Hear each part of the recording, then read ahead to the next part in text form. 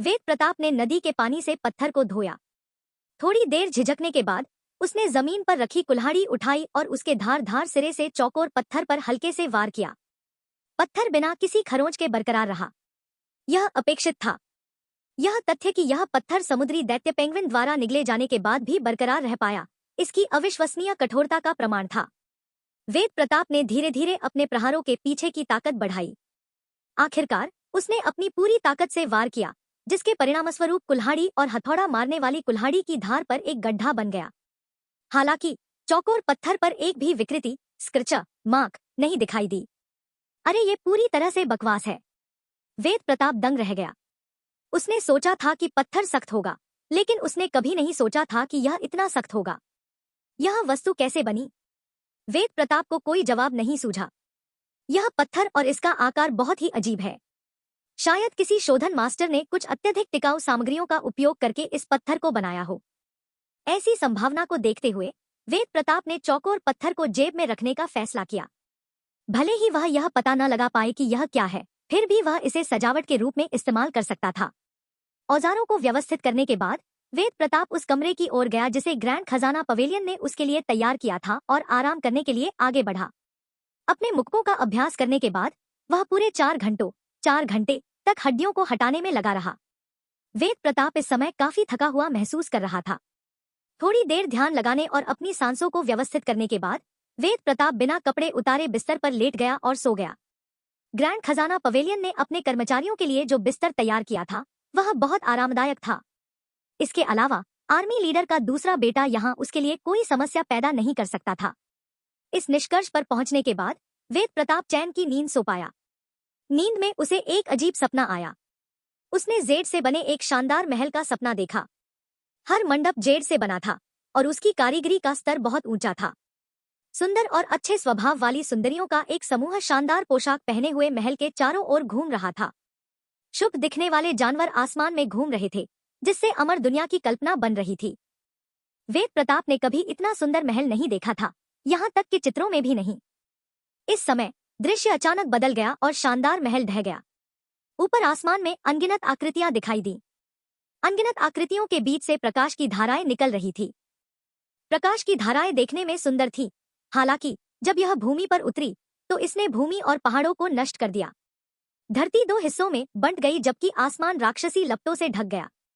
सैकड़ों फीट के सतह क्षेत्र को कवर करने वाला एक विशाल जादू का जाल पतली हवा से प्रकट हुआ और असंख्य रहस्यमय प्रतीकों ने पूरे आसमान को ढक लिया। इस पैमाने पर युद्ध कुछ ऐसा था जिसकी वेद प्रताप ने कभी कल्पना भी नहीं की होगी। मास्टर्स, ये ताकत के एक अकल्पनीय क्षेत्र के स्वामी हैं।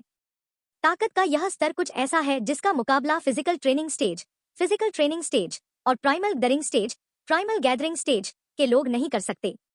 इस स्वप्न में हर कोई ऐसा प्राणी है जिसे वेद प्रताप कभी भी देख नहीं सकता था। लेकिन ऐसा कैसे हो सकता है कि इतने सारे ईश्वर जैसे गॉड लेवल प्राणी यहाँ दिखाई दें? उसके बाद दृश्य बदल गया और बर्फ की दुनिया में बदल गया। एक भयभीत दिखने वाली महिला एक चौकोर पत्थर को, छोटा इंच भर चौकोर पत्थर को पकड़े हुए थी और आसमान पर खड़ी 10,000 आकृतियों का सामना कर रही थी। यह महिला वास्तव में वेद प्रताप से 3 फीट से भी कम दूरी पर खड़ी थी। हालांकि वह समझ गया था कि यह सब एक भ्रम था। वेद प्रताप महिला के शरीर से निकलने वाली एक अत्यंत शक्तिशाली, कोमल और पवित्र आभा को महसूस करने में सक्षम था। वेद प्रताप को सबसे अधिक आश्चर्य इस बात से हुआ कि महिला ने जो चौकोर पत्थर पकड़ा हुआ था वह वही पत्थर था जो वेद प्रताप को समुद्री दैत्य पेंगुइन के पेट में मिला था। महिला ने कई शब्द बोले, लेकिन बोले गए शब्द अस्पष्ट थे। वेद प्रताप केवल 2 शब्द ही समझ पाया, जादुई चौकोर पत्थर, मैजिक चौकोर पत्थर। किसी अज्ञात कारण से जब उसने ये शब्द सुने तो वेद प्रताप के मन में पत्थर का ख्याल आया। क्या यह हो सकता है कि पत्थर का नाम मैजिक चौकोर पत्थर हो? हांग! एक विस्फोट। अंतरिक्ष ही फट गया। आसमान एक प्रचंड भंवर में बदल गया जिसमें असीम शक्ति थी जो स्वर्ग और धरती को अपने में समेटे हुए थी। जहां भी यह पहुंचता पहाड़ ढह जाते और आसमान टूट जाता। बर्फीले ग्लेशियर तुरंत शून्य में बदल गए और 10,000 आकृतियां धूल में मिल गईं। उनकी आत्माएं खंडित हो गईं और चौकोर पत्थर में समा गईं। वेद प्रताप ने खुद को भंवर के बीच में खड़ा पाया। अपनी आंखों से देखा कि कैसे सब कुछ भंवर में समा गया। उसके आसपास की हर चीज राख में बदल गई जबकि वह खुद अप्रभावित रहा। यह एहसास बस अवर्णनीय था और संभवतः वेद प्रताप के लिए एक अविस्मरणीय अनुभव होगा। वेद प्रताप को लगा कि वह ठंडे पसीने में भीग गया है। इस समय उसे अचानक पता चला कि वह एक अविश्वसनीय रूप से बड़े और अंधेरे स्थान पर पहुंच गया है।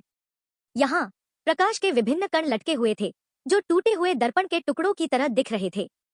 विभिन्न कण अलग अलग आकार के थे, कुछ बड़े और कुछ छोटे।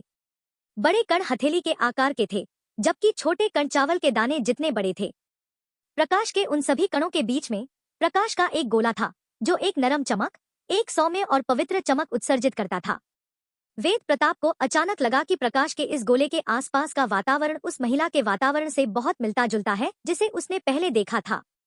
नहीं, यह बिल्कुल वैसा ही था। क्या यह हो सकता है कि प्रकाश का यह क्षेत्र उस स्त्री द्वारा छोड़ा गया रूप है? वेद प्रताप ने याद किया कि विस्फोट के तुरंत बाद महिला सफेद रोशनी की धारा में बदल गई थी और मैजिक चौकोर पत्थर में समा गई थी। सफेद रोशनी की एक धारा, क्या यह प्रकाश के इस गोले में बदल सकती है? अगर ऐसा होता तो यह मैजिक चौकोर पत्थर के भीतर का स्थान होता। इसका मतलब यह होगा कि प्रकाश के ये कण। वेद प्रताप ने चौंक कर कहा, क्या यह हो सकता है कि ये प्रकाश के कण उन अनगिनत आकृतियों के टुकड़े थे जो अंतरिक्षीय तूफान द्वारा कुचल दिए जाने के बाद मैजिक चौकोर पत्थर द्वारा अवशोषित कर लिए गए थे? वेद प्रताप को बहुत धक्का लगा। अब तक वह स्पष्ट रूप से समझ गया था कि उसने जो ज्वलंत दृश्य देखा था वह सच था। हालांकि उसने खुद से कहा था कि वह बस सपना देख रहा था, वह इस बात पर विश्वास करने में असमर्थ था कि यह सिर्फ एक सपना था। इस सपने में उसने जो कुछ भी देखा था वह बहुत यथार्थवादी था और दुनिया को खंडित करने वाले स्थानिक भंवर की छवि वेद प्रताप के दिमाग में गहराई से अंकित थी। एक अज्ञानी किशोर के रूप में, जिसने अभी तक पल्स कंडेंसेशन स्टेज हासिल नहीं किया था, वह ऐसा सपना कैसे देख सकता था जिसमें इतनी बड़ी शक्ति शामिल थी? तो फिर क्या वे सभी दृश्य सच थे? इस एक पत्थर के चौकोर पत्थर ने वास्तव में अनगिनत गुरुओं को निगल लिया था जिनकी शक्ति उस स्तर पर थी जहां उसे कभी भी नजर डालने का कोई मौका नहीं मिलेगा। वेद प्रताप कल्पना नहीं कर सकता था कि किस राज्य में इतने सारे स्वामी हो सकते हैं जिनकी ताकत उसे इस हद तक घुटन दे सकती है। उसने अपनी आंखें केंद्रित की और उस अंधेरे स्थान में झांका जो प्रकाश के अनगिनत कणों से भरा हुआ था। काफी देर तक हिचकिचाने के बाद उसने अपना हाथ आगे बढ़ाया और धीरे से प्रकाश के एक कण को छुआ जो सबसे छोटा और उसके सबसे करीब था। संपर्क में आने पर प्रकाश की किरण तुरंत वेद प्रताप की उंगलियों में प्रवाहित हुई। वेद प्रताप के पास प्रतिक्रिया करने का बिल्कुल भी समय नहीं था, क्योंकि उसके सिर पर ऐसा महसूस हुआ जैसे किसी भारी हथौड़े ने अचानक उस पर बुरी तरह प्रहार किया हो। वह चीखा और जमीन पर गिर पड़ा। आ। वेद प्रताप ने अपने सिर को कसकर पकड़ लिया। उसे ऐसा लगा जैसे कोई चीज उसके दिमाग पर हमला कर रही है। चुभने वाले दर्द के कारण वेद प्रताप की इच्छा हुई कि वह अपनी खोपड़ी को चीरकर दर्द पैदा करने वाली चीज को निकाल दे। वह विरोध नहीं कर सका। वेद प्रताप को लगा जैसे उसे निगल लिया जाएगा। निगल लिया? बस यही है। यह आत्मा के अंश की सहज प्रकृति होगी। यह मेरी चेतना के सागर को निगलने की कोशिश कर रही है। लालत है तुम पर। इस तथ्य को समझते हुए वेद प्रताप थोड़ी देर के लिए घबरा गया, लेकिन तुरंत ही खुद को शांत कर लिया। उसे डराने वाली चीज सिर्फ एक आत्मा का छोटा सा टुकड़ा थी। इसके अलावा उसका मालिक पहले ही मर चुका था। वह एक छोटी सी चेतना से कैसे हार सकता था जिसका कोई मालिक नहीं है? वेद प्रताप अचानक चिल्लाया, अपनी मुट्ठियां भींचते हुए। उसके नाखून उसके मांस और खून में गहराई तक धंस गए। मेरे दिल और दिमाग की रक्षा करो। मेरा दिल जो मार्शल वे के लिए धड़कता है। मैंने मार्शल मार्ग की चरम सीमाओं का अनुसरण करने की शपथ ली है। मैं अपने मार्ग को यहाँ कैसे समाप्त होने दे सकता हूँ? वेद प्रताप को इस बात का कोई सुराग नहीं था कि उस खंडित चेतना से कैसे छुटकारा पाया जाए जिसका कोई मालिक नहीं था। वह बस अपने दांत पीसकर और अपनी सारी ताकत से उसे थामे रह सकता था। उसकी चेतना के सागर में कई अव्यवस्थित छवियां बह रही थी, जिससे उसे अमानवीय दर्द सहना पड़ रहा था, जिससे वह बेहोश होने की धमकी दे रहा था। हालांकि वह अपने दांत पीसता रहा, अपनी चेतना के अवशेषों पर अपनी पकड़ बनाए रखी और अपने अडिग मार्शल दिल को थामे रहा। पता नहीं कितने समय बाद यह अमानवीय यातना धीरे धीरे खत्म हो गई। आखिरकार वेद प्रताप अपने सपने से जाग गया। उसने अपनी आंखें खोलीं और देखा कि भोर हो चुकी थी और वह ठंडे पसीने से भीगा हुआ था। उसकी चादरें भीग चुकी थी और उसकी हथेलियां बहुत कसकर पकड़े जाने के कारण खून से लथपथ थी। यह सब देखकर वेद प्रताप को 100% यकीन हो गया कि जो कुछ हुआ था वह कोई सपना नहीं था। कोई भी स्वप्न इस तरह का प्रभाव नहीं डाल सकता। उसने शांति से विचार किया और डरे बिना नहीं रह सका। एक व्यक्ति की आत्मा में 2 भाग होते हैं, एक अंकित चेतना और यादें। एक बार जब अंकित चेतना मिट जाती है तो आत्मा मालिकहीन हो जाती है। एक मालिकहीन आत्मा केवल सहज ज्ञान पर कार्य कर सकती है। उस समय जिस आत्मा को उसने छुआ था वह चावल के दाने के आधे आकार की थी। उसकी रोशनी मंद थी और फिर भी वह लगभग उसमें समा गया था। कितना भयानक! अगर उसने इससे भी बड़ा कण छुआ होता तो संभावना थी कि वह अब तक एक टोकरी के समान बदल गया होता। यह चौकोर पत्थर बहुत खतरनाक है। जैसे ही वेद प्रताप इस मामले पर विचार कर रहा था उसका चेहरा अचानक बदल गया। एह, मेरी चेतना का सागर! अंदर और भी बहुत सारी चीजें हैं। सारणी, अरेज, शिलालेख, इंस्क्रिप्शंस, उत्कीर्णन, एंग्रेविंग्स, विभिन्न विचित्र प्रतीक, वेरियस एंशिएंटी सिंबल्स, रहस्यमय अक्षर, मिस्टीरियस कैरेक्टर्स, सादे दिखने वाले और शक्तिशाली हथियार तकनीक, simple looking and powerful weapon techniques. यह सब क्या है?